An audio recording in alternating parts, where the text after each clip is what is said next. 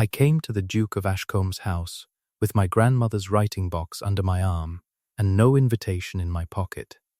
And I had decided somewhere on the cold road that I would not stand in his hall pretending to be anyone but the woman who held the only thing his house had ever needed and never paid for.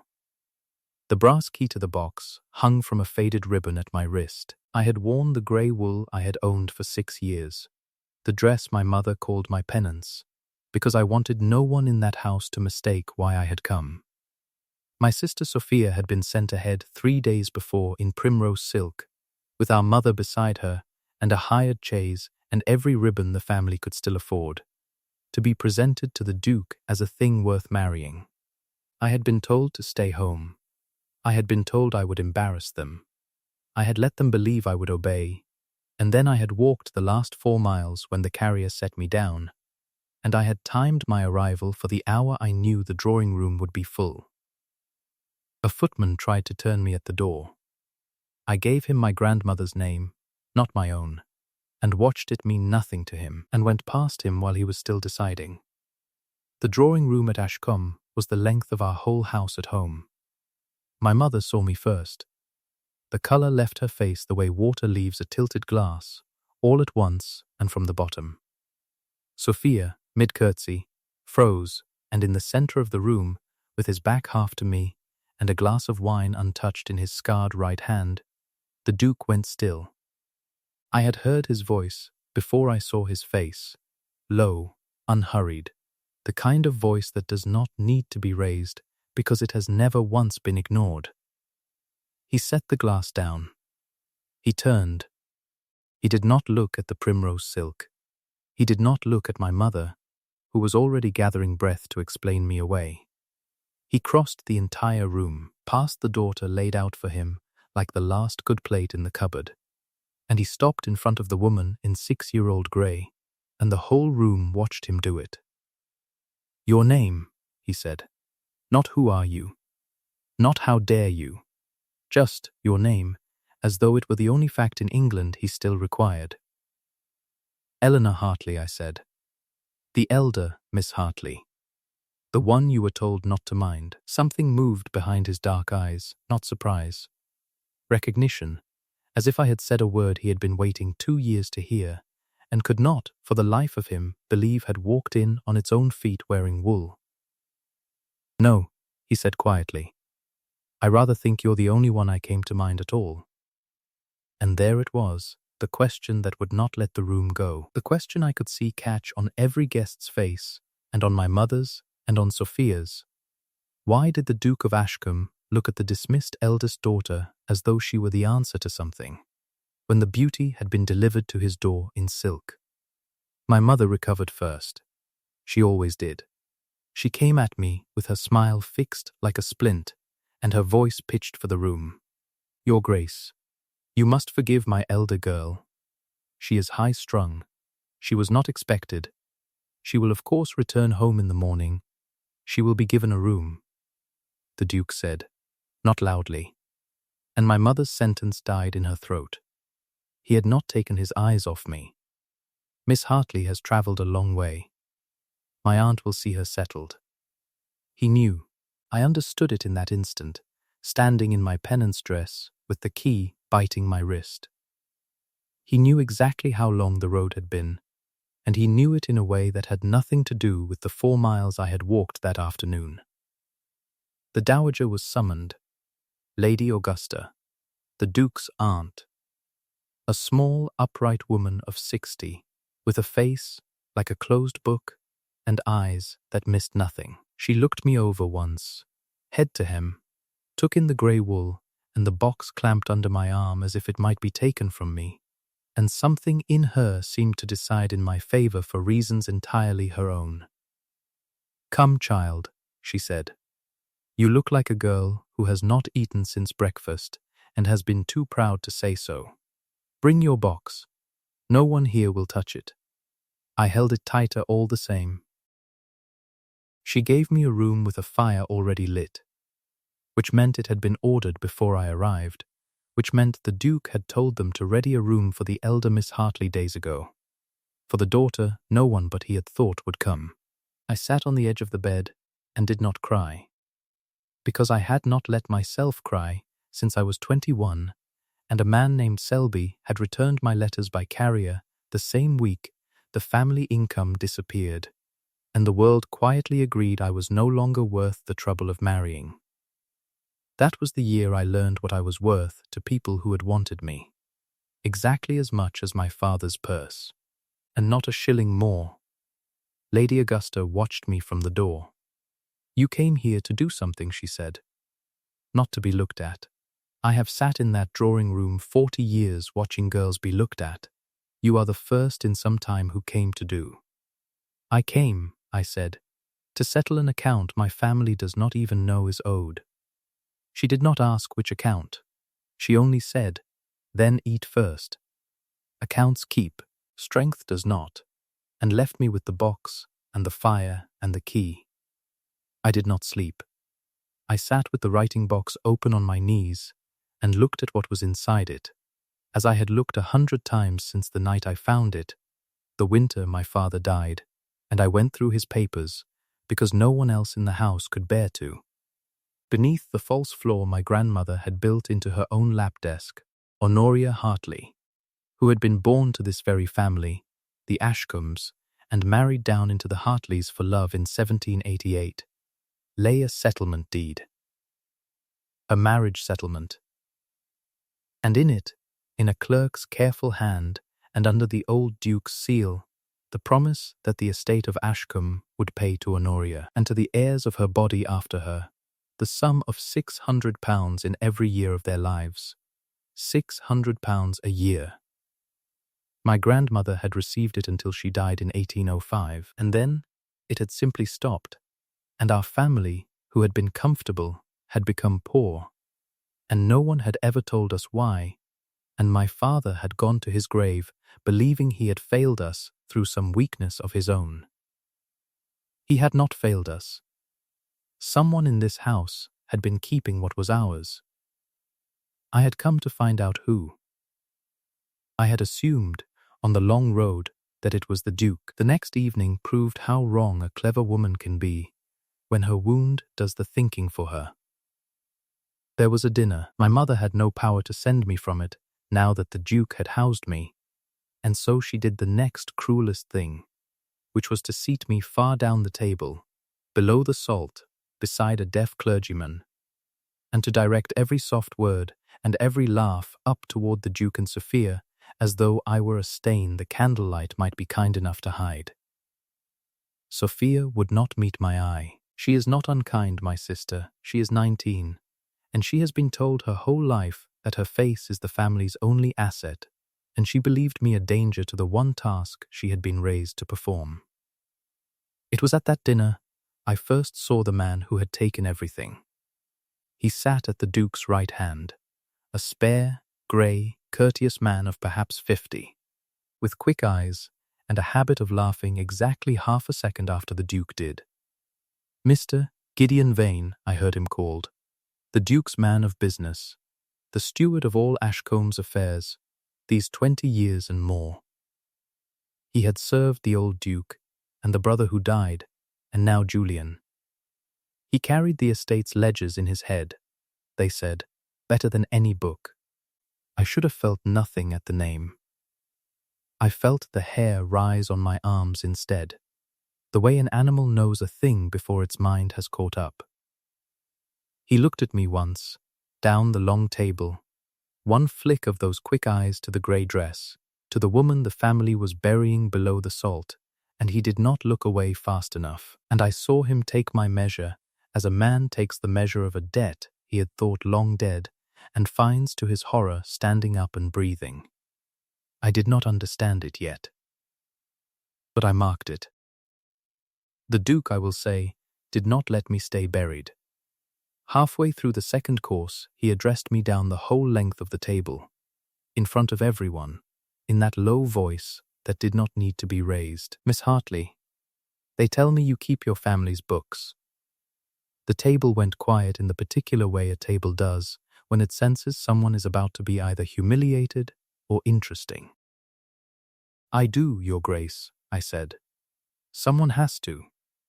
Numbers do not flatter, and they do not forget. I find them better company than most rooms. And what do your numbers tell you, he said, about a family that was comfortable in your grandmother's day and is not now? My mother's fork stopped against her plate. I looked at him, at the scar on the hand resting beside his glass, at the dark, unflinching eyes that everyone else in the room was working so hard to please. And the wound did my thinking for me. I thought, he knows. He has always known.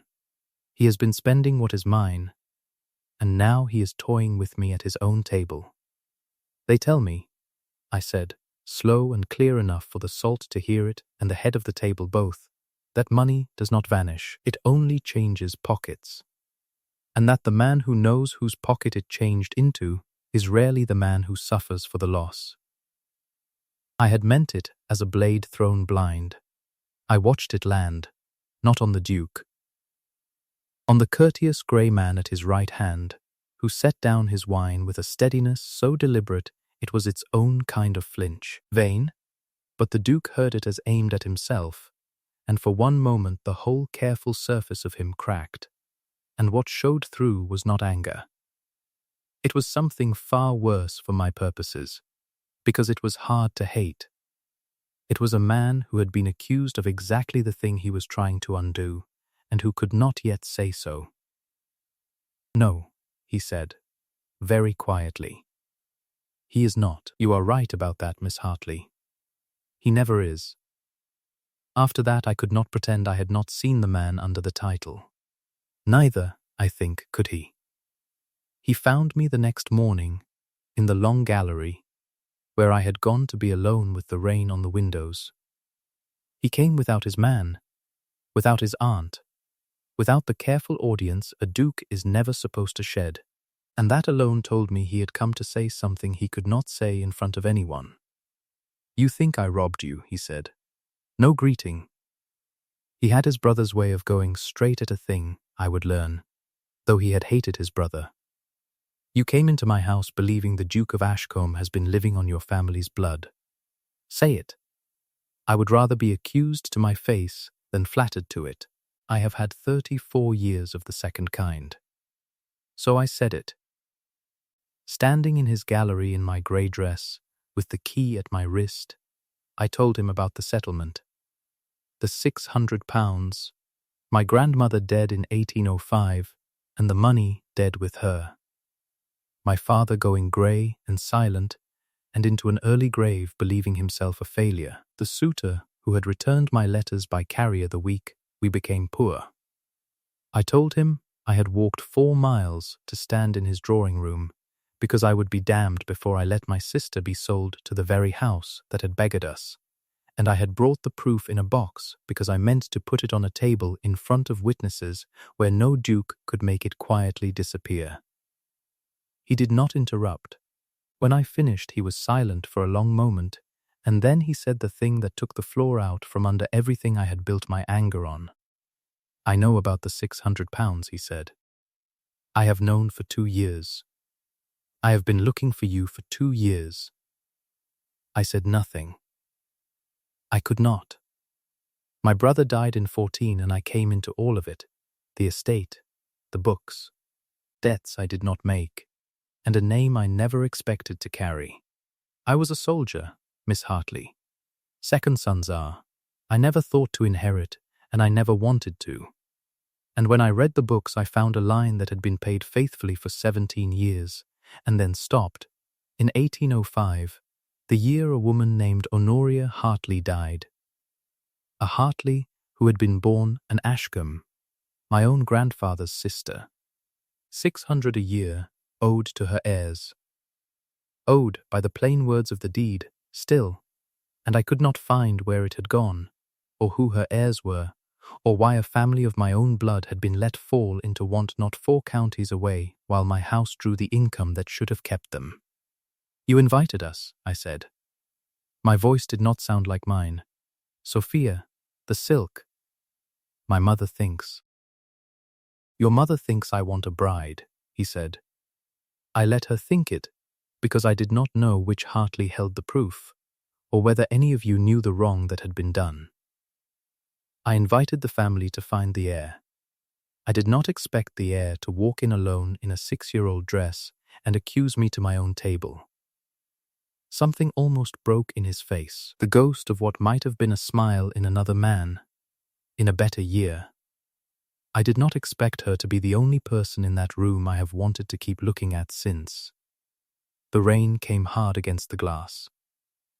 We were standing too close.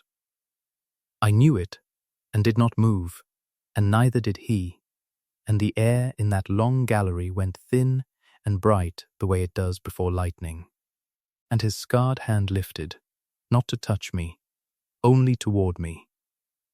As if the wanting had got ahead of the man, and the gallery door opened at the far end, and Mr. Vane's courteous voice said, "Your Grace, forgive me.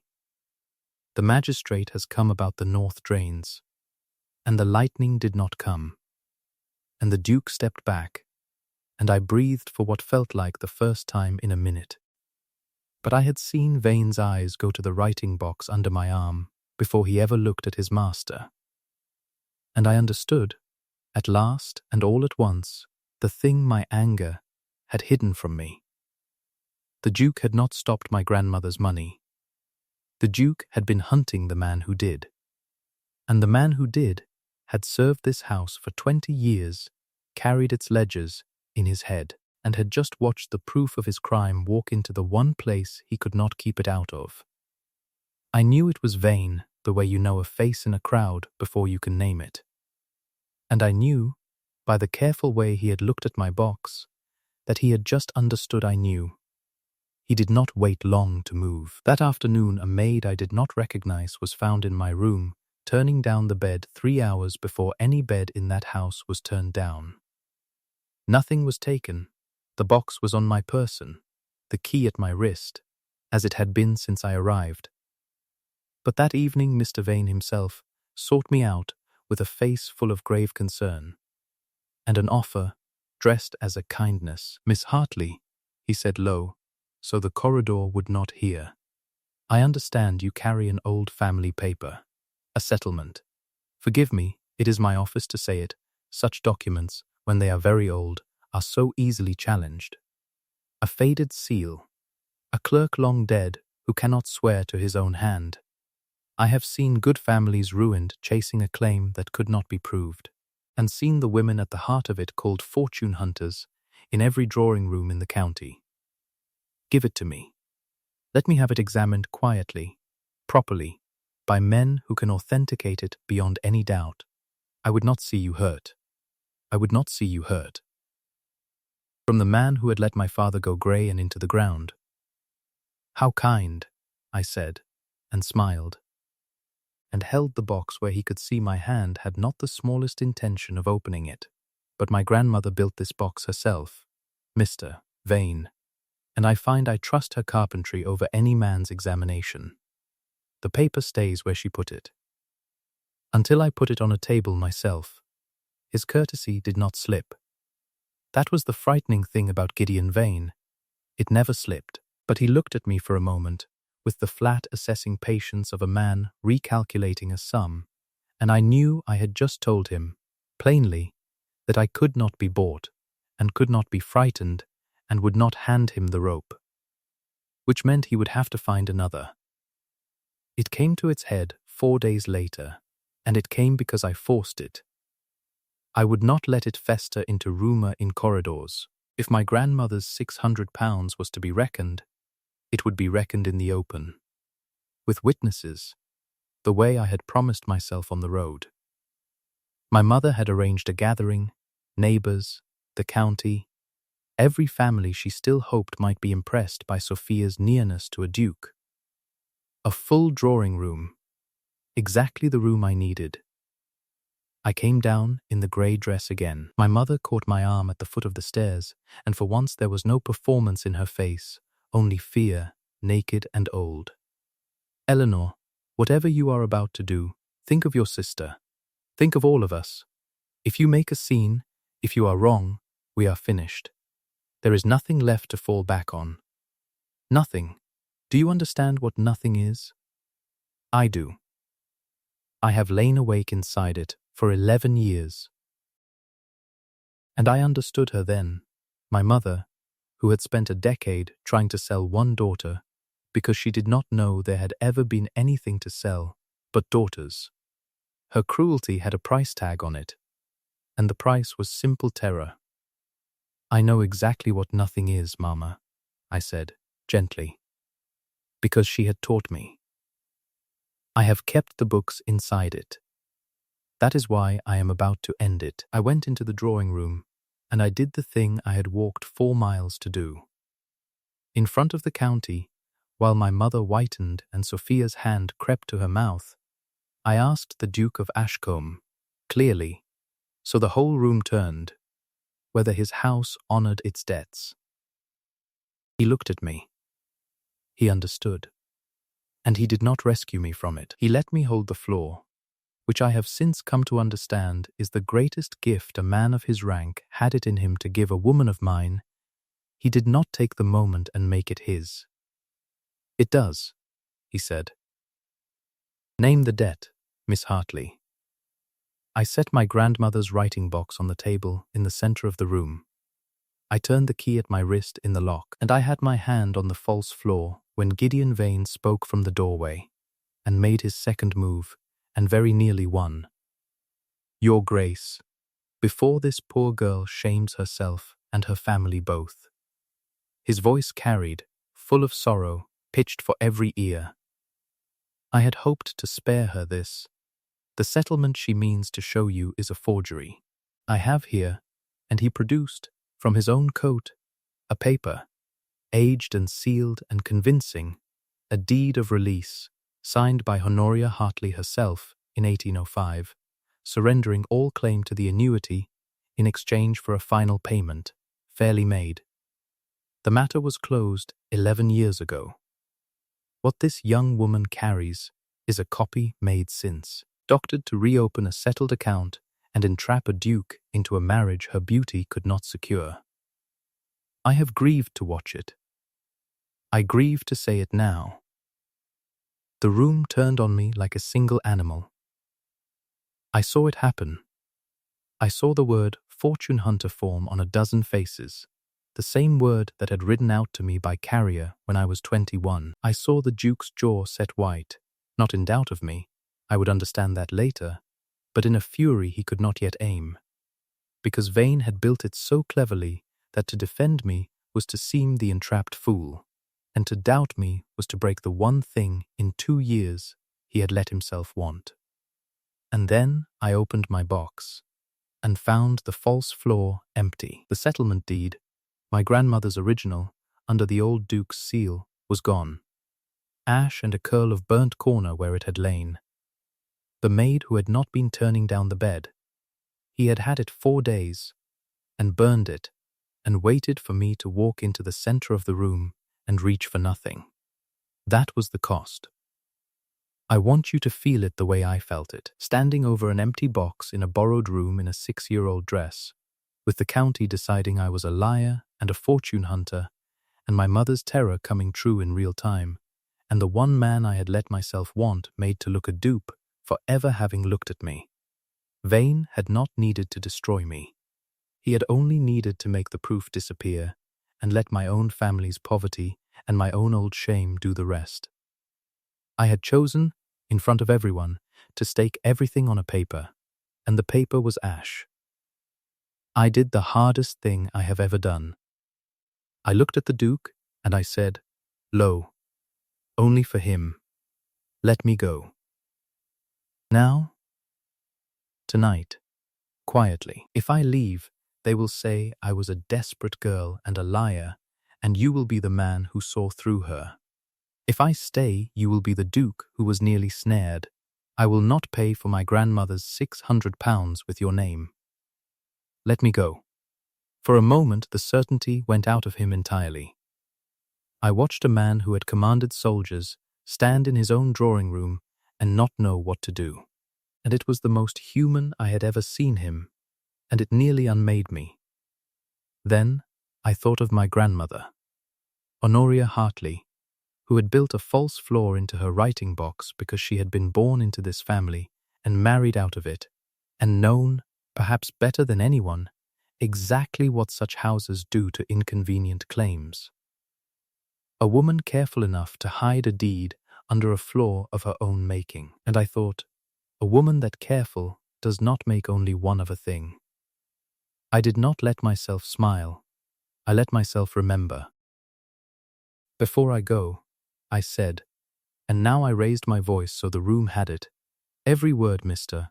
Vane will perhaps explain something, since he knows the matter so well. A marriage settlement in the year 1788 was always executed in two parts. Counterparts, one held by each side, each signed by both, each as good in law as the other. The bride's family kept one. The estate kept one. I turned to Vane, and I felt the floor of the room tilt back toward me by a single degree. Where, Mr. Vane, in all the ledgers you carry so faithfully in your head, is the Ashcom counterpart of my grandmother's settlement? The estate's own copy? You knew the deed by name. You knew to burn mine. Show us yours. The courtesy slipped then, for the first time. It slipped, and while he searches for it, I said, let me give the room something his fire could not reach. I took from inside my dress, sewn flat against the lining where no maid's hand had found it, a thin packet of papers, soft with age and handling. My grandmother's receipts. Every year, 1788 to 1805, the annuity paid, signed for by her, countersigned by the estate's man of business. The same office Mr. Sir Vane has held these 20 years. The same hand, gentleman, that wrote paid in full on every receipt until 1805, and then wrote nothing, ever again, while £600 a year went on leaving this estate's books all the same. I laid them on the table, one by one, beside the empty box. Compare the hand to the man's, compare it to his deed of release, and then ask him why an account he says was closed in 1805 has been paid out of Ashcom every year since. To whom, Mr. Vane? £600 a year, for 11 years, paid to whom? The Duke crossed to the table. He picked up the receipts, and then Vane's forged release, and laid them side by side, and I watched the soldier in him read two hands, and find them the same. And I watched him understand, all at once, the thing I had only suspected, that his own books would show the annuity still flowing, every year, into a pocket that was not ours and never had been the estate's at all. These are paid, the Duke said, and his voice had gone very quiet, which I had learned was the most dangerous thing it did. Every year since 1805, I have read these books, Vane. I read them at midnight for 2 years, looking for an honest answer. The line is there. I took it for an old error no one had troubled to close. He looked up. It is your hand. It is your hand on her receipts, and your hand on this release. It is your hand on every payment since, drawn and signed and pocketed by the only man who ever saw the books. Gideon Vane did not run, I will give him that. He stood in the doorway with 20 years of courtesy draining out of his grey face and said the only true thing I ever heard him say, which was nothing at all. The Duke turned to me, and here is the part the room had been waiting the whole hour for, the part I have replayed in my own mind more times than I will admit. He did not thank me. He did not apologize for his house, though he opened his mouth to. I stopped him. Your Grace, I said. Stop. I am not the one your house wronged. My grandmother was, and she is 11 years past your sorrow, and so is my father. Do not say you are sorry.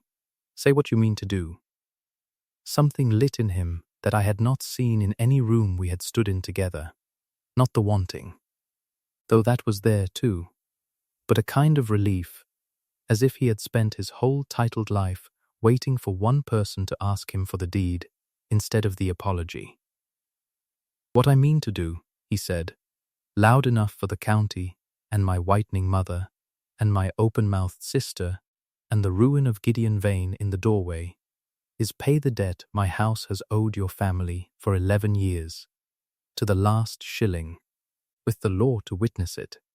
And then, Eleanor Hartley, when there is not a soul left in England who can call you anything but what you are, I mean to ask you, with no debt between us, and nothing to be gained by either side, whether you would do me the honor of staying, not your sister, not the silk. You, the woman who walked 4 miles in an old dress to put the truth on a table in front of me. You may ask, I said, and my voice was not steady at all. When the debt is paid, not 1 hour before. He paid it within the month, before lawyers, with Vane's own ledgers as the proof against him.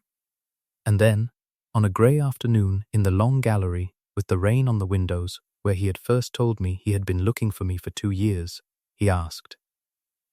And I, who had learned at 21 to want nothing and ask for nothing, and brace always for the moment the wanting was withdrawn, found that I had walked the whole long road to this man precisely so that I could, for once in my life, say yes to something, and believe it would not be taken back. He kissed me, as though he had been holding his breath since the drawing room. The release of it, I felt it in my own chest.